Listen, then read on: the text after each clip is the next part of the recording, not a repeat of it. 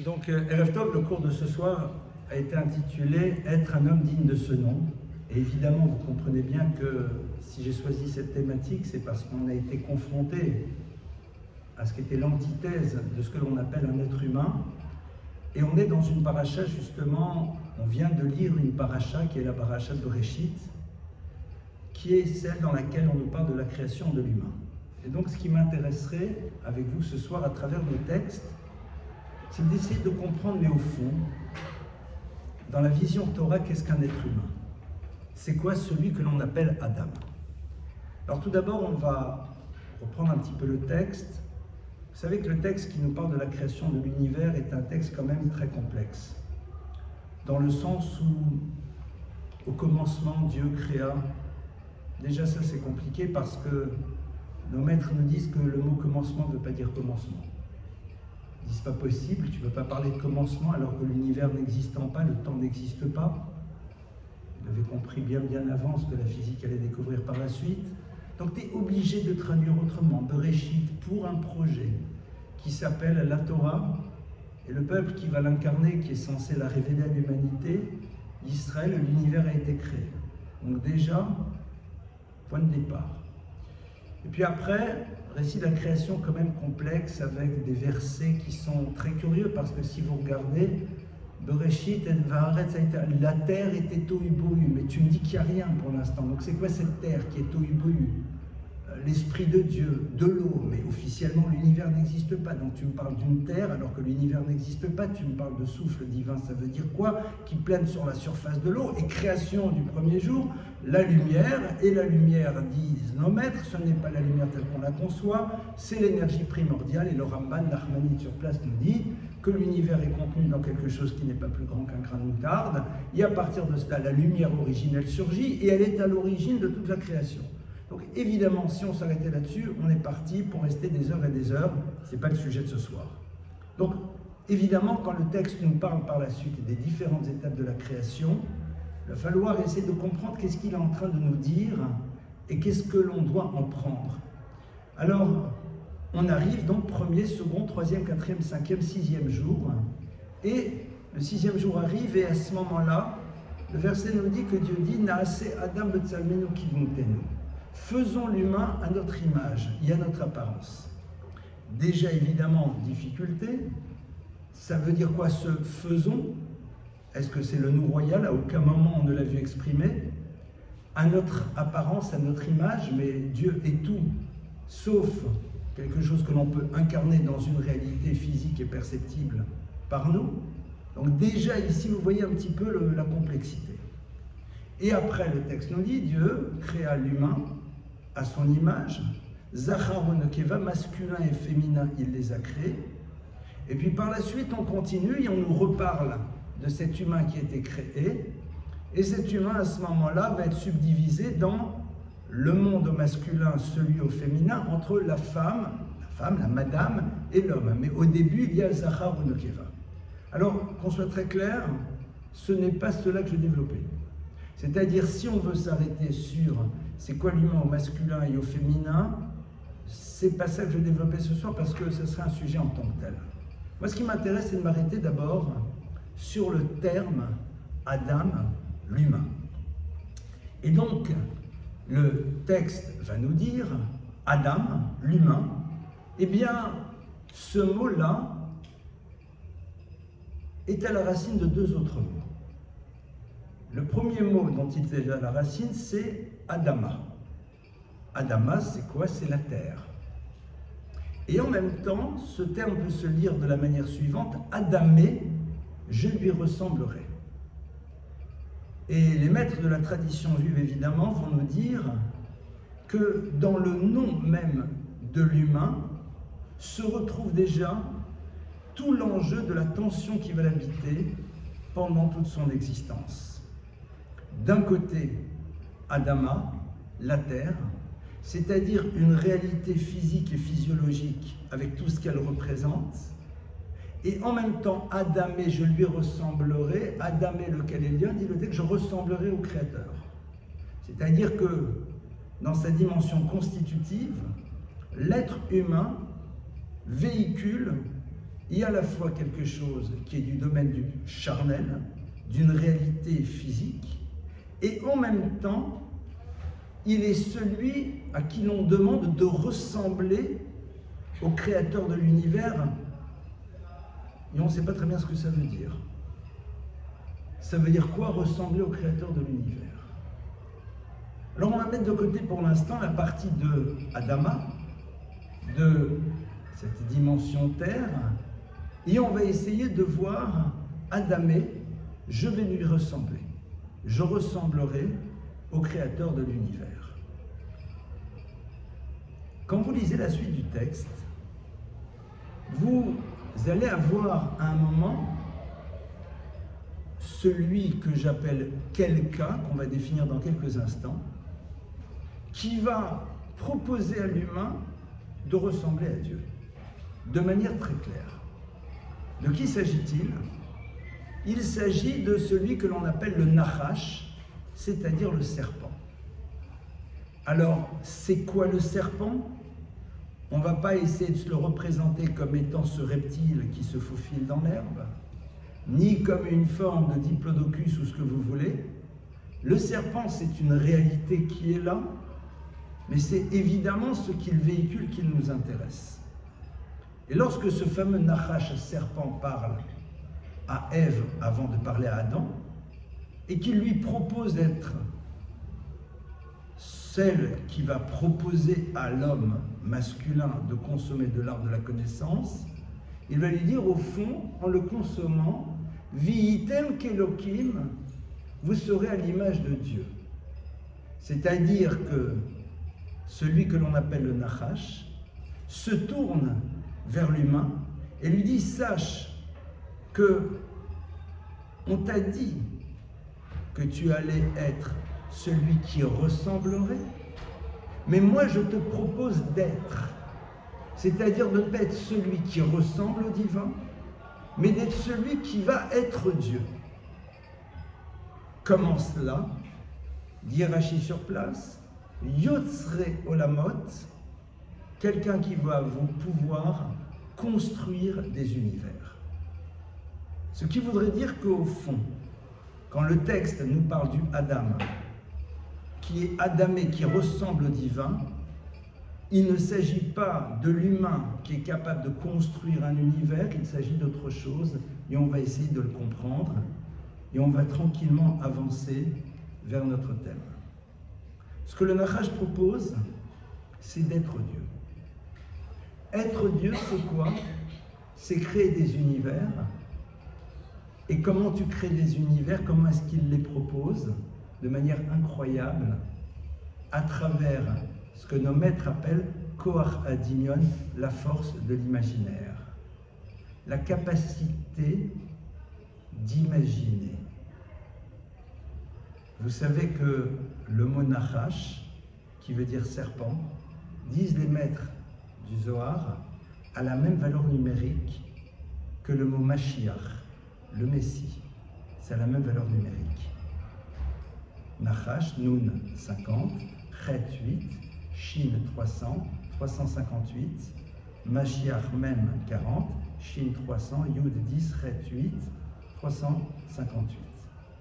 Comme pour dire qu'au fond, l'enjeu de l'époque du Messie, ça sera justement un univers dans lequel l'humain créera des univers à travers le monde du fantasme, le monde de l'imagination.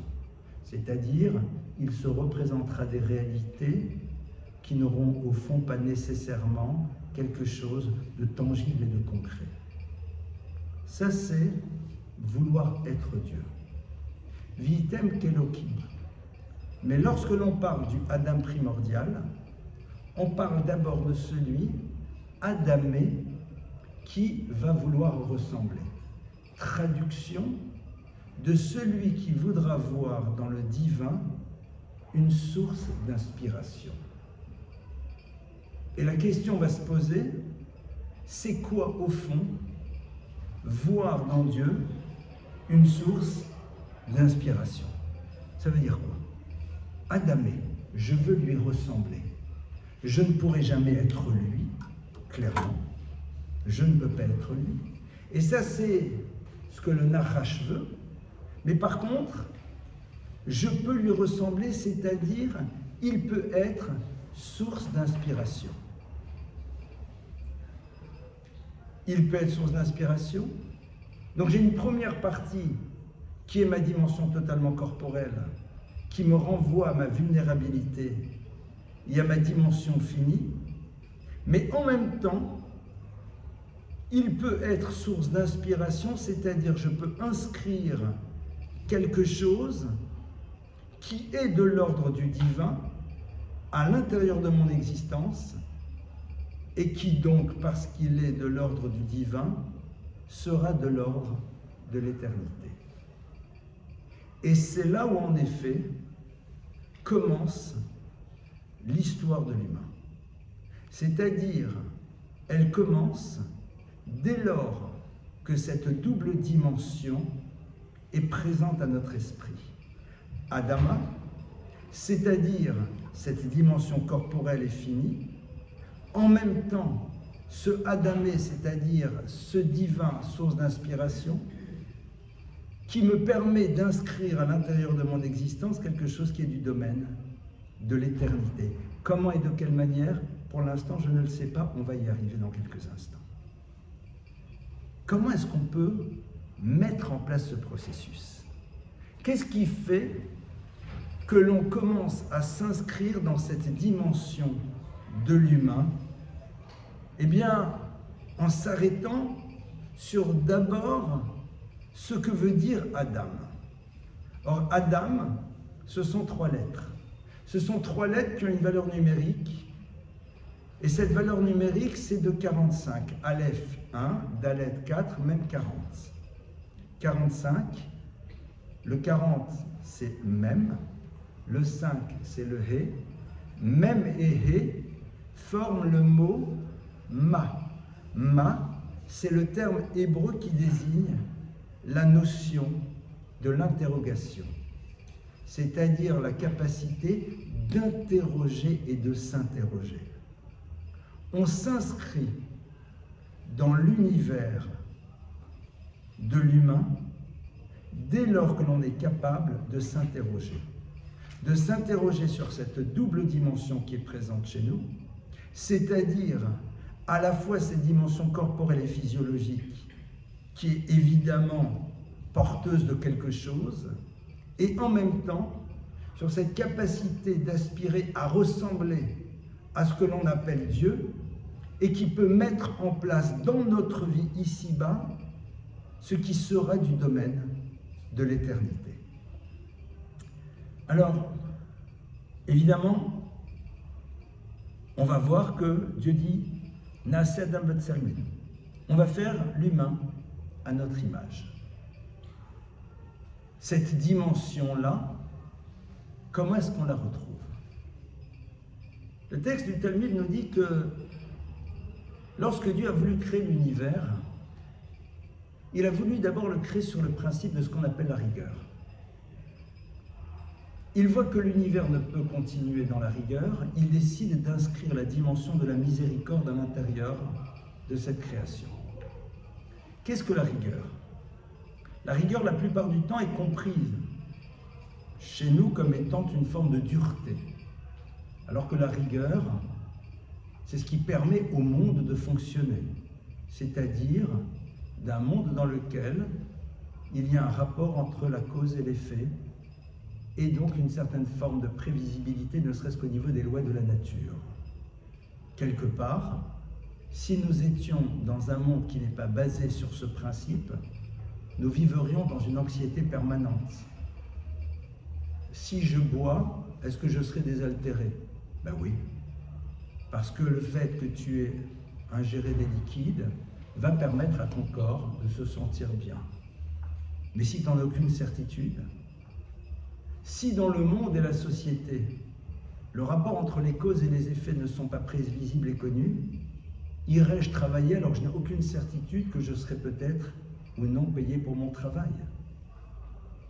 Si on réfléchit, un monde qui ne fonctionne pas sur le principe du din, c'est-à-dire de l'acte et de ses conséquences, est un monde terriblement anxiogène.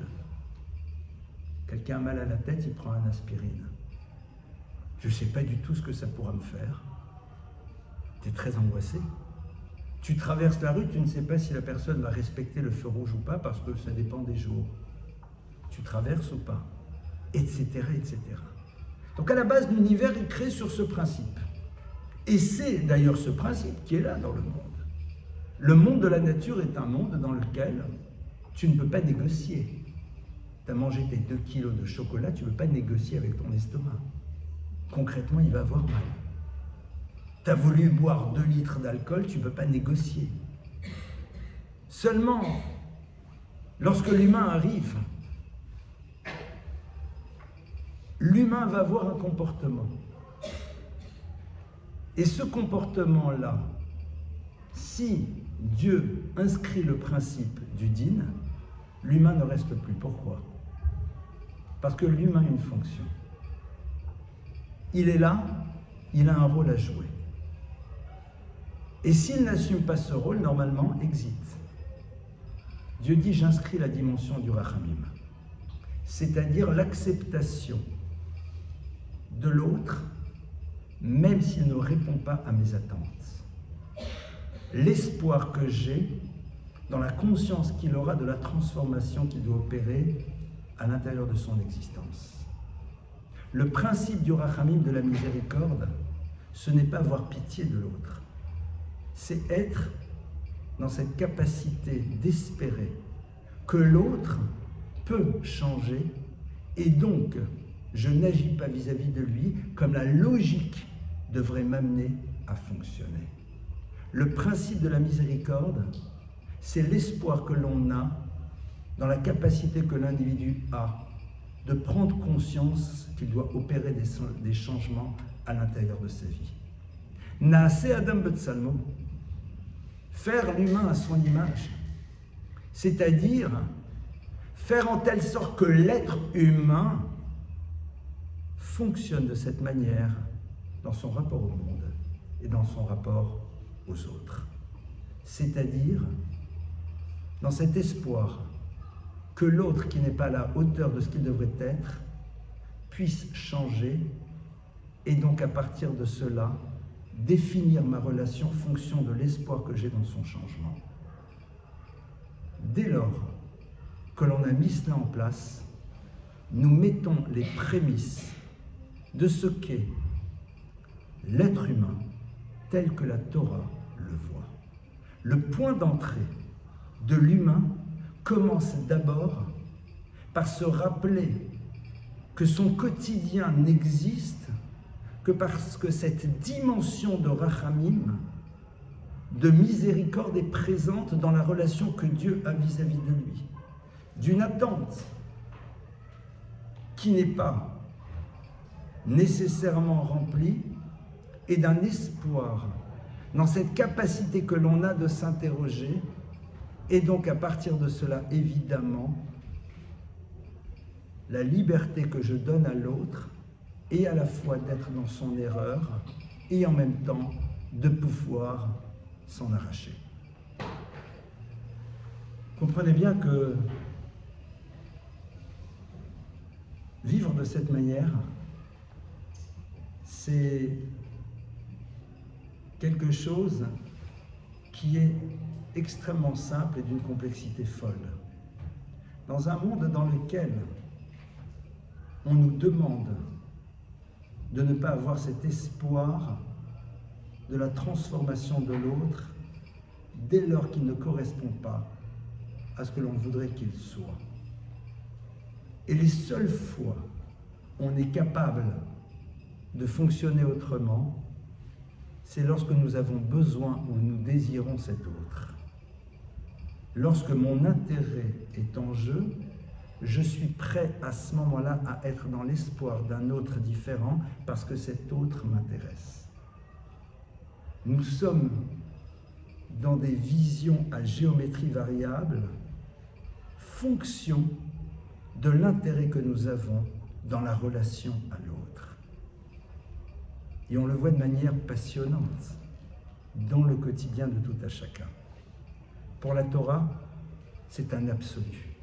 Être à l'image de Dieu, c'est être cet humain qui est capable d'être dans l'espoir de la transformation de celui qui, pour l'instant, ne répond pas à l'attente que l'on a de lui en tant qu'être humain et dans ce qu'il devrait être à l'intérieur de la relation, et ce, quel que soit l'autre. Alors, évidemment, il y a ici encore une autre dimension. Cette autre dimension, c'est aussi le fait que le texte nous dit « Olam Chesed Ibaneh ». Olam, l'univers Chesed Ibaneh, se construira sur le principe du Chesed. Chesed que l'on traduit de manière générale par bonté, mais que je préfère plus traduire par le mot altérité. Parce que l'altérité, c'est la capacité que l'on a de donner à l'autre, quel qu'il soit, et surtout celui qui est radicalement autre. Olam Chesed Ibaneh, donc on va devoir être à l'image de Dieu et de comprendre que l'univers dans lequel nous nous trouvons ne peut fonctionner que dans la mesure où cette dimension-là, nous l'inscrivons aussi dans les univers que nous allons devoir construire. C'est-à-dire de rentrer dans la catégorie de ceux qui sont du domaine des notnim et non pas des notlim. Traduction, de ceux qui donnent et non pas de ceux qui prennent. Traduit de manière différente, de ceux qui, lorsqu'ils rencontrent l'autre, se posent la question de l'exigence que crée vis-à-vis d'eux la rencontre à l'autre à travers ce qu'ils vont pouvoir lui apporter. De ceux qui, lorsqu'ils se lèvent, s'interrogent sur ce qu'ils vont pouvoir apporter aux univers qu'ils vont croiser. De ceux qui, lorsqu'ils vont se coucher, dans le bilan, j'ose espérer qu'ils font de la journée, s'interrogent sur ce qu'ils ont apporté aux univers auxquels ils ont été confrontés. Adam, c'est quelqu'un qui va ressembler à Dieu, comme on l'a vu, et qui donc, maintenant, dans une seconde dimension, va orienter son existence autour de la dimension de la netina, c'est-à-dire de ce que je peux apporter aux autres. Quand je vois l'autre, ce n'est pas ce que je vais pouvoir en prendre qui va déterminer la relation que j'aurai avec lui. Ce n'est pas l'intérêt que je pourrai en avoir qui va me pousser à développer le lien. C'est-à-dire que l'autre, quel qu'il soit pouvant recevoir, ma préoccupation sera de savoir qu'est-ce que je peux apporter à la totalité de celles et de ceux que je croise dans mon existence. Il y a un texte d'un midrash qui est passionnant et qui va aller un peu plus loin que cela. Le texte du midrash nous dit que un jour, Alexandre le Grand, vous savez, le conquérant, va aller dépasser ce que l'on appelle Harei Rocher, traduction libre, les montagnes de l'obscurité. Alors c'est quoi? J'en sais rien. En tout état de cause, il va dans un lieu et puis il découvre là-bas un roi que l'on appelle Melech Katsia, le roi de Katsia. On ne va pas traduire pour l'instant ce mot, a priori ça serait un lieu géographique, mais on va voir que le mot veut dire quelque chose. Il rencontre Melech Katsia et il va le voir au moment où celui-ci organise un jugement. Alors Alexandre demande s'il peut assister à ce jugement et le roi de Katsia lui dit mais avec plaisir. Et deux personnes s'affrontent. Seulement les arguments sont très curieux. Le premier dit écoutez, voilà, j'ai acheté à cette personne ce champ, entre autres pour y faire un dépôt de fumier et puis aussi pour y travailler la terre sur une partie du champ.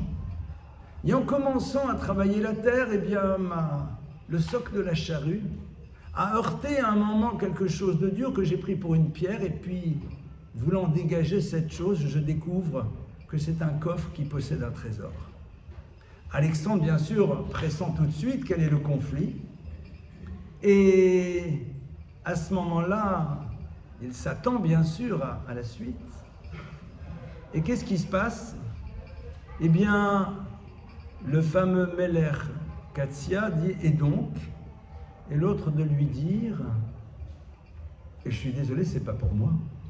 Moi, j'ai acheté un champ, j'ai pas acheté un trésor. » Ah. Argument curieux. Et l'autre de dire « je suis désolé, moi j'ai vendu un champ, mais une fois que je t'ai vendu le champ, tout ce qui est dans le champ est à toi. »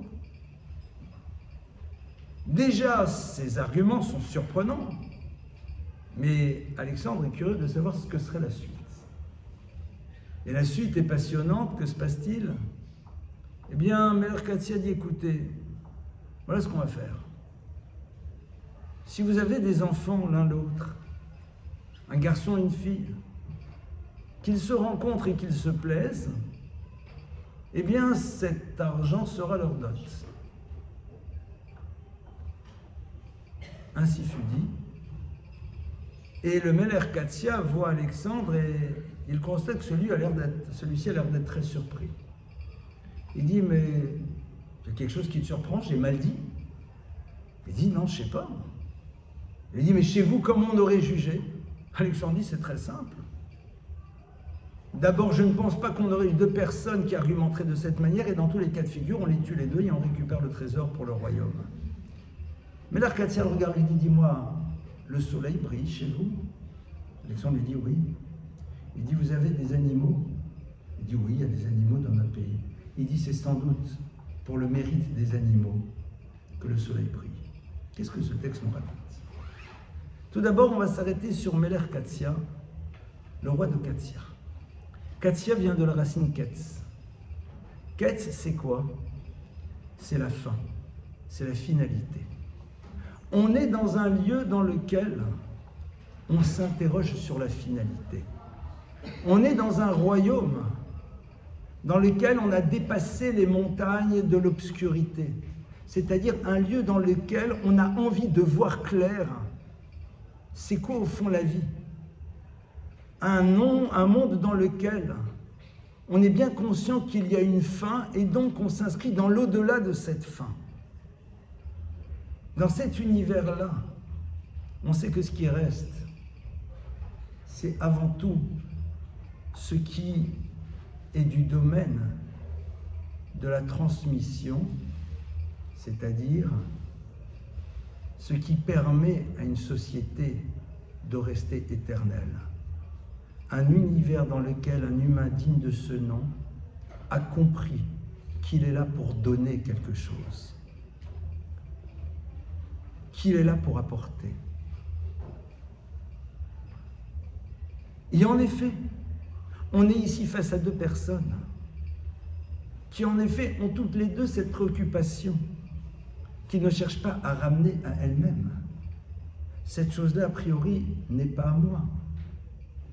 Je ne l'ai pas achetée. Donc, quelque part, pourquoi je devrais la prendre? Cet état d'esprit n'est pas présent chez cet être humain qui est conscient de cette dimension de finalité, qui habite au-delà de ce qu'on appelle Harei Chosher, les montagnes de l'obscurité. Et qu'est-ce que dit le roi de Katsia à Alexandre? Il lui dit, mais vous auriez fait quoi? Il dit, mais non, on les tue les deux et on récupère pour la malchoute, pour la royauté. La royauté est censée être la référence, le point de référence. Charles, n'est-ce pas? Celui que l'on regarde. Il dit, mais sache que pour nous, eh bien, l'humain prototype, c'est celui qui dit, mais au fond, je ramène à moi. Et quelque part, si pour ramener à moi, l'autre n'existe plus, ce n'est pas mon problème. Un monde dans lequel cette préoccupation serait là ne fait pas partie de notre univers. On les tue les deux. Ils vont à l'encontre du système. C'est ça ma malroute. Qu'est-ce que je vais pouvoir prendre? Et j'organise mon discours politique, et n'y voyez aucune allusion, même s'il y en a sûrement, autour de ce que je vais pouvoir en retirer pour moi. Et ma parole sera à géométrie variable en fonction de l'intérêt que je vais avoir. Et Melech Katia le regarde et lui dit, il y a des animaux chez vous. Le soleil brille. C'est-à-dire, vous êtes dans l'illusion que la lumière est là. C'est qu'il y a encore dans votre monde, au moins le monde animal qui est là, et qui ne cherche pas à prendre pour prendre, mais juste ce dont il a besoin, et ça s'arrête là. Il ne va pas chercher à conquérir s'il n'y voit pas une nécessité absolue de survie, mais ça s'arrêtera là. En dehors de la fourmi qui amasse, mais au détriment de personne, le monde animal au moins ne fonctionne pas de cette manière. Et donc on a ici quelque chose de bouleversant dans ce texte.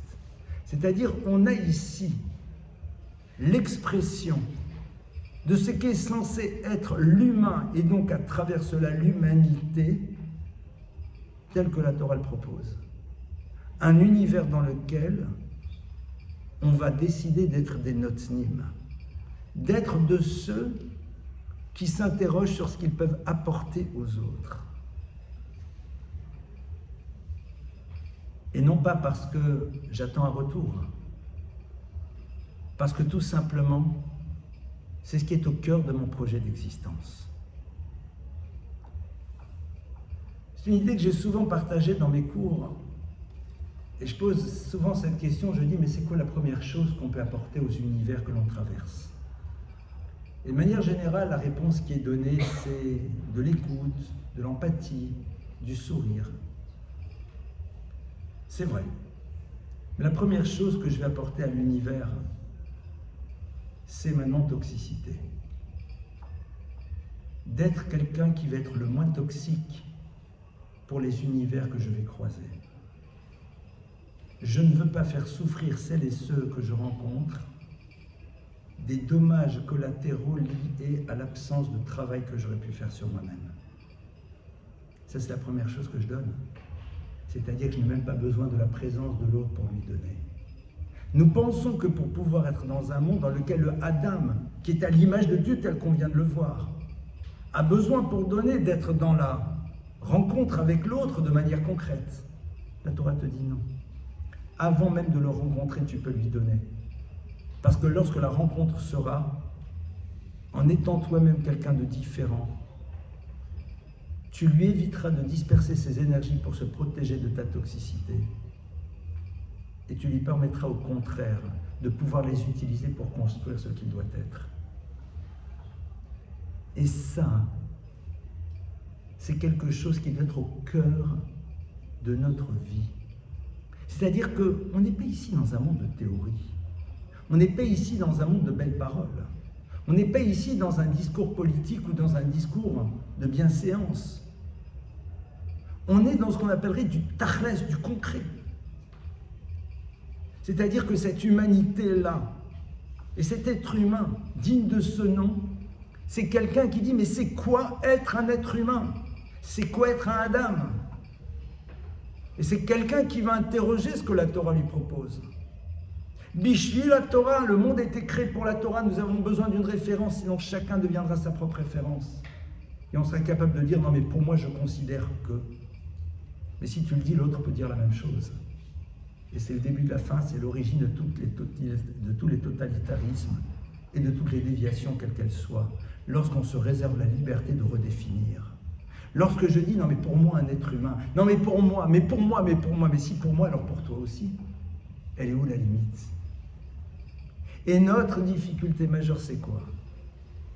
C'est le fait que l'on n'est pas prêt à accepter qu'il y ait justement Bishvil Torah, que l'univers est créé pour que la Torah puisse en effet dans cet univers révéler à l'humain qui va être créé ce qu'il doit être. Bishvil Israël, pour Israël. Mais Israël, c'est pas juste le peuple juif. Israël, c'est Yachar El, c'est celui qui est droit face à Dieu. C'est pour celui qui a compris qu'il faut être capable de se tenir droit. Être droit, c'est tout simplement savoir qu'il y a un point de départ et je dois être dans une tension vers quelque chose qui est du domaine de la droite, c'est-à-dire de l'infini.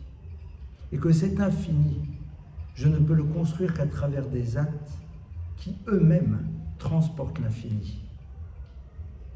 Cette notion donc d'être noten. La particularité de l'humain, c'est quoi? On a dit Adam, celui qui se questionne. Ma, mais en même temps autre chose. Si on réfléchit, quelle est la différence fondamentale qui existe entre nous et le monde animal? Le monde animal se reproduit, on se reproduit, il mange, nous mangeons. Il vit dans un système de société, on va l'appeler nous aussi. Les vaches regardent les trains, certains regardent Netflix. Super. Où est la différence? C'est dans la capacité que l'on a de construire une version améliorée de nous-mêmes. L'animal restera ce qu'il est du début jusqu'à la fin de son existence. Il vieillira, il deviendra peut-être dans les troupeaux le mâle dominant, mais ça s'arrêtera là. Vous ne verrez jamais un kangourou, un lion, un buffle s'interroger sur sa colère, sur sa rancœur, sur son empathie, sur sa sensibilité. Il reste ce qu'il est. Il reste ce qu'il est. Pourquoi? Parce que c'est ça le monde animal. Un univers qui est là, vivant, mais dans l'absence totale de mouvement, parce que l'interrogation n'est pas présente. Ça veut dire que, vous savez ce qu'on fait aux enfants quand ils travaillent mal à l'école?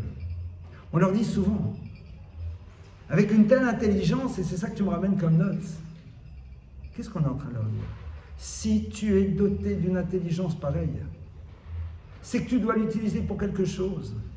Avec un tel don pour la musique, et tu n'es pas capable de te mettre à faire du piano. Avec un tel corps d'athlète, tu n'es pas capable de commencer à te développer pour courir un petit peu plus.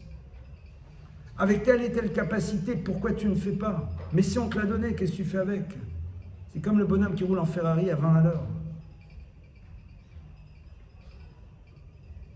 Mais si on traduit ça chez nous, avec cette capacité que nous avons de nous transformer, de créer une version améliorée de nous-mêmes, de grandir, tu restes à 50 ans ce que tu étais à 20 ans, en disant « je suis comme ça, c'est ma nature ». Quelque part, c'est pitoyable. Tu t'es inscrit dans le monde, entre guillemets, parce que sinon ça pourrait être entendu de manière péjorative, de l'animal. Ces gens qui disent « moi, vous savez, il faut m'accepter comme je suis ». Bienvenue au club du zoo de Vincennes. Tu ne feras plus faire partie des visiteurs, mais de ceux qu'on va visiter. Tu t'es mis au même niveau. C'est un peu radical comme manière de dire les choses, j'en conviens. Mais de temps à autre, vous savez, être dans une parole un peu binaire comme ça ne fait pas de mal. Quelque part, ce refus de mouvement est le révélateur de ton non-désir d'assumer pleinement ce que veut dire un être humain digne de ce nom. C'est-à-dire qui se rappelle que sa singularité crée chez lui une responsabilité. En tant qu'être humain, et en tant qu'être humain singulier avec sa dimension totalement unique de Monsieur X, de Mademoiselle Y, de... Non, on n'a plus le droit de dire Mademoiselle, pardonnez-moi, je suis désolé. D'accord? Ça va être la suite. Alors, on va aller un peu plus loin. Il y a un texte qui nous dit la chose suivante, Higil l'Adam Masiro. C'est un verset qui nous dit, Higil l'Adam, on dira à l'humain, Masiro, quelle a été Siro, sa parole. De quoi s'agit-il? Disent les maîtres du Talmud, Magid l'Adam, on dit à l'humain, Afilu sichakala, sheben ish leishto magidim l'Adam b'shatatin. Au moment où l'être humain se retrouvera face à lui-même, c'est-à-dire face à celui à qui on ne peut raconter d'histoire car il sait ce que tu as à l'intérieur de toi-même, eh bien on lui rapportera même les conversations au sens noble du terme, légères qu'il a pu avoir avec son conjoint. Qu'est-ce qu'on est en train de dire? Dit Rav Israël Salanter la chose suivante. Un jour, on va t'apprendre l'impact qu'ont pu avoir tes paroles. Un jour, on va te dire que ce que tu croyais être juste une blague a eu bien plus d'impact que ce que tu as pu imaginer. Un jour, on fera prendre conscience que ce simple compliment a pu transformer la vie de l'autre. Et malheureusement, parfois, une autre parole a pu l'en transformer dans une autre dimension. Si nos maîtres nous le disent, c'est pour nous rappeler que le propre de l'humain, c'est de réaliser qu'à travers les mots qu'il prononce, il peut bouleverser les univers qu'il traverse, non pas juste comme certains voudraient, et ça les arrangerait, le limiter au niveau spirituel, mais les univers qu'il traverse dans le monde du réel. Je crois que c'est Jean-Jacques Goldman qui, dans une de ses chansons, dit juste quelques mots et le trouble de toute une vie, n'est-ce pas? Eh bien, c'est ça. Higil Adam Masiro. Le Adam, l'humain, c'est quelqu'un qui doit avoir conscience de l'impact juste d'un mot qu'il prononce dans les univers qu'il traverse. Si c'est au niveau du langage, vous imaginez bien ô combien ça doit nous amener à réfléchir à la dimension impliquante des actes que l'on peut avoir. Et je vais vous dire, une des choses qui me bouleverse et qui est très difficile, c'est quand je me remémore de paroles ou de postures que j'ai pu avoir et que je réalise ô combien elles ont pu peut-être faire du mal, sans le vouloir évidemment. Parce que j'ose espérer que vouloir faire mal ne fait pas partie véritablement de ma nature profonde. Donc j'ai cette chance. Et combien de fois vous réalisez, 1 an, 5 ans, 10 ans après, que vous avez dit des choses, que vous avez pu avoir des postures ou des attitudes, et quelque part vous n'avez pas pris la mesure de la dimension impliquante de ce que ça pouvait jouer. Je ne sais pas comment vous le vivez, mais moi ça me bouleverse. C'est une des choses les plus compliquées, surtout quand vous n'avez pas envie de faire du mal aux gens, mais qu'au fond, c'est un manque de conscience ou un manque de vigilance qui nous amène parfois à mettre de côté ce qui devrait être un état de conscience présent chez nous, le maximum possible. Higil Adam Masiro, être un être humain digne de ce nom.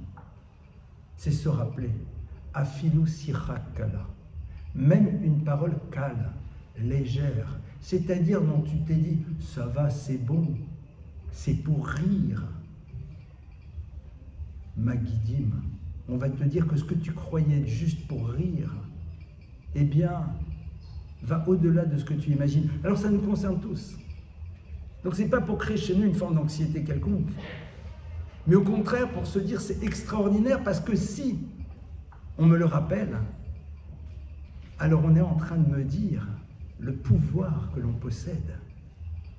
On peut transformer la vie des autres avec des mots.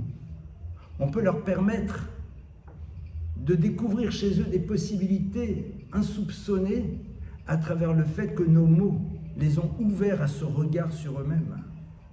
On peut leur donner du courage, de la force.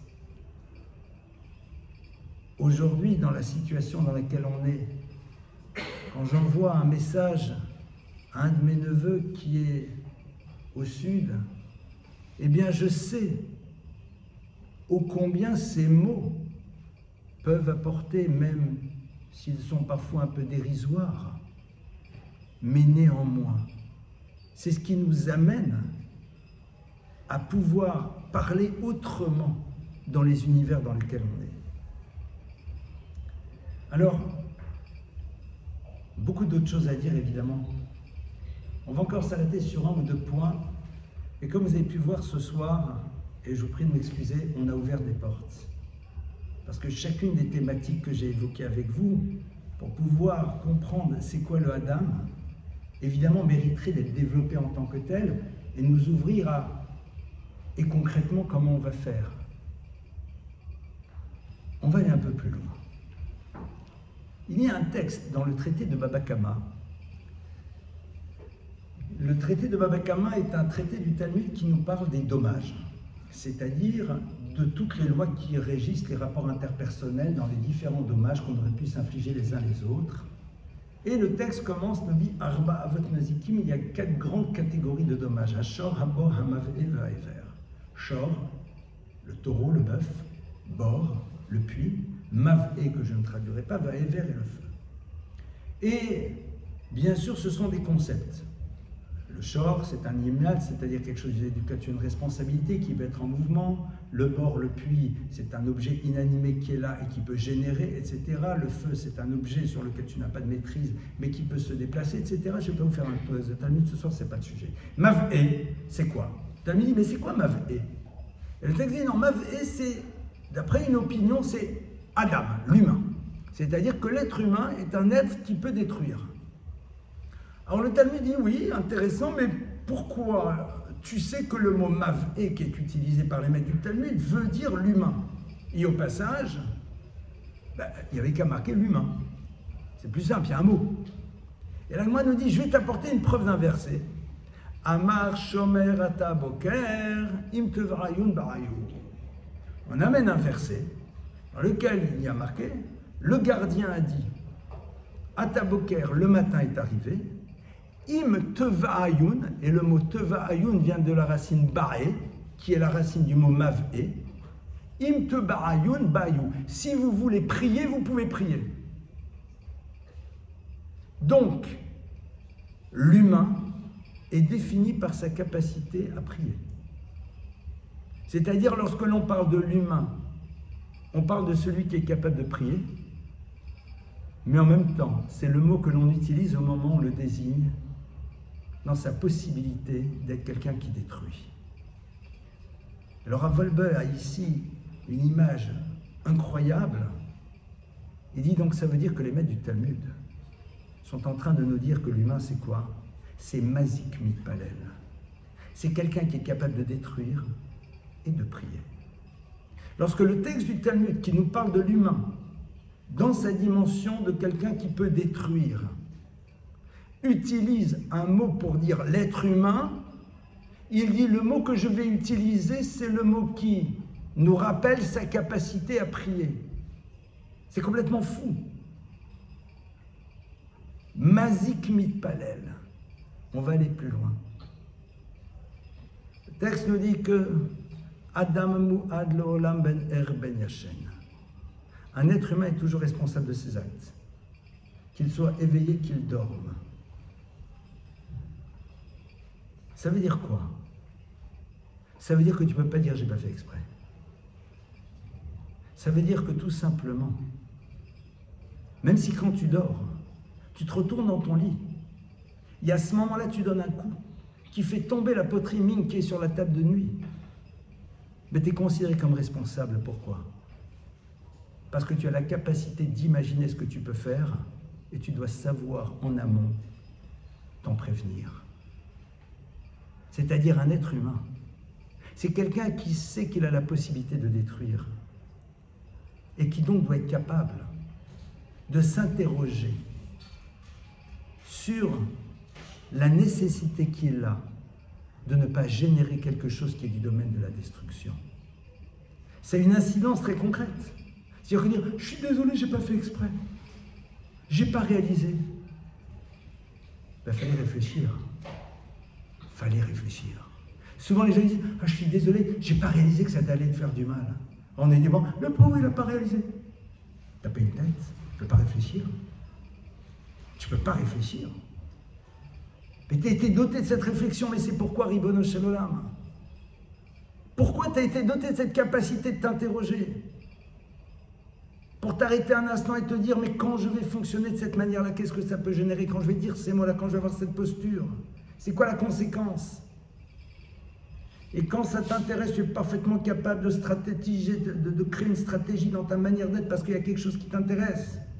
Et on le voit, on est capable de le faire encore plus dans le mal.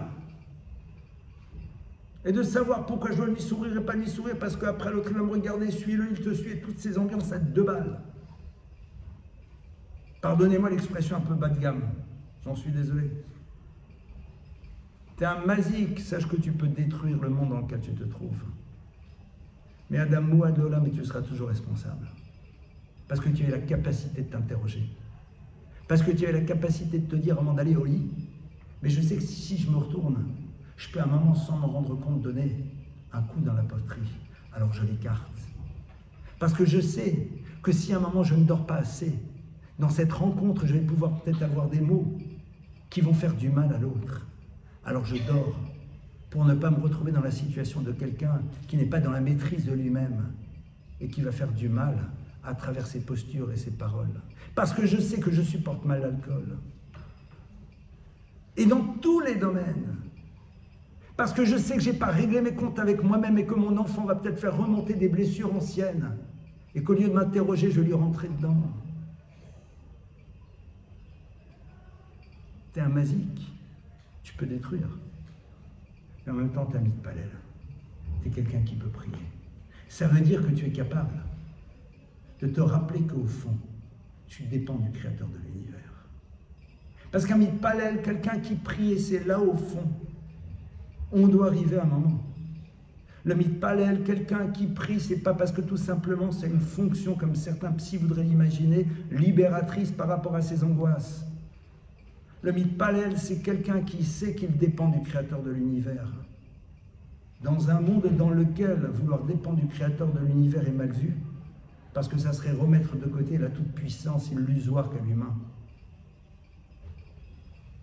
L'humain ou les systèmes, l'humain ou les armées, l'humain ou les politiques. Et mitpalel. Le terme est très intéressant. C'est d'abord être capable de renvoyer la prière à soi, c'est-à-dire de s'observer prier. La halakha, la loi juive, nous dit qu'on doit prier et dire des mots. Alors au niveau de la Kabbale, parce qu'on sait que le mot est créateur, et là on rentre déjà dans le monde de la mystique, dans lequel il faut savoir que chaque prononciation de terme a un impact dans les sphères supérieures. Ça c'est sûr. Mais au-delà de ça, la halakha, la loi juive, te dit que quand tu pries, tu dois t'entendre dire les mots que tu prononces. C'est-à-dire, tu dois inscrire chez toi cette conscience que tu es en train de demander, que donc tu sais que tu es dépendant.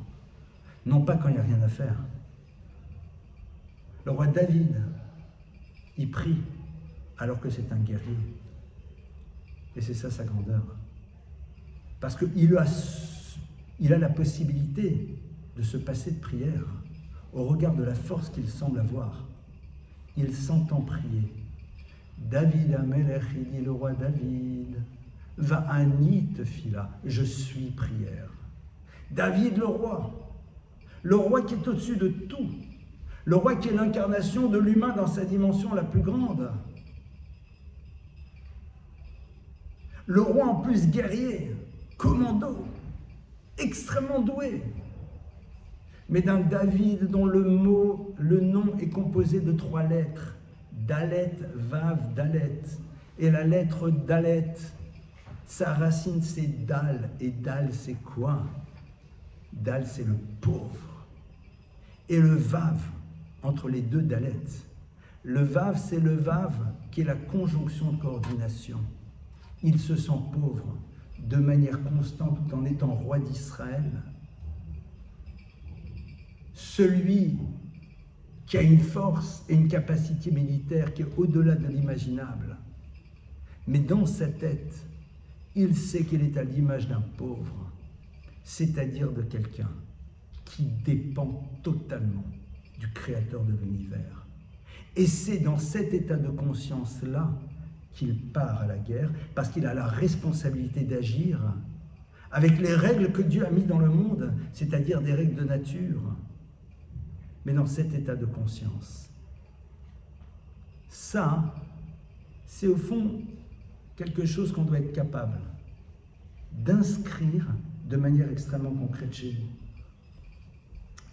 Alors, évidemment, il y a beaucoup d'autres choses à voir sur ce sujet. Mais on va peut-être conclure. Peut-être on va conclure, mais cette conclusion, c'est tout simplement un arrêt dans un moment d'étude. On a vu donc ensemble, c'était quoi la définition du Adam? Une définition qui n'est pas complète parce qu'il y a beaucoup d'autres textes que je ne vous ai pas cités. J'en cite très rapidement sans les développer. Un Adam ne peut être Adam s'il n'a pas de conjoint.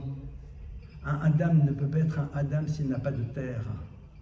Première traduction, tu n'es pas un Adam si tu n'es pas confronté en permanence avec quelqu'un qui est radicalement autre et qui t'oblige à te dépasser et à donner de manière constante. Parce que la présence de cet autre, qui est ton conjoint, qui est donc radicalement autre, t'oblige à penser la vie non pas à travers le prisme de tes grilles de lecture, mais à imaginer celle de l'autre pour pouvoir maintenant lui apporter réellement. C'est ça le Adam aussi. Qui n'est pas en terre, qui n'a pas de terre, c'est-à-dire celui qui n'est pas capable de se rappeler qu'il est là pour agir dans un monde, mais qui voudrait être le Adam saint, c'est-à-dire déconnecté des réalités du monde, sans couple, sans réalité concrète qui le ramène à des nécessités de la vie. C'est pas ça un Adam. Un Adam, ce n'est pas quelqu'un qui veut se déconnecter de sa réalité charnelle.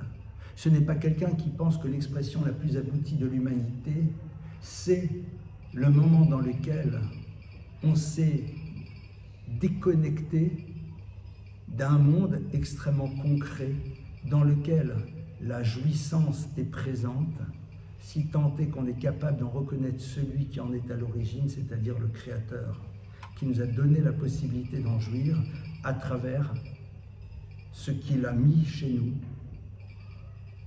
c'est-à-dire un corps. Ces deux sujets-là mériteraient d'être développés en tant que tels. On ne va pas le faire ensemble ce soir. On voit donc comment la Torah nous ouvre, à travers ces textes, à travers les mots, à ce qui est censé être le Adam, l'humain par excellence, qui se conjuguera au féminin et au masculin, qui va s'interroger sur sa singularité au niveau du collectif auquel il appartient, de sa singularité au niveau de sa masculinité ou de sa féminité, de sa singularité de par l'histoire dans laquelle il est né, de la famille dans laquelle il a grandi, de sa singularité de par le lieu dans lequel il se trouve, et quelque part sera prêt à ce moment-là à assumer pleinement ses responsabilités dans le monde dans lequel il se trouve.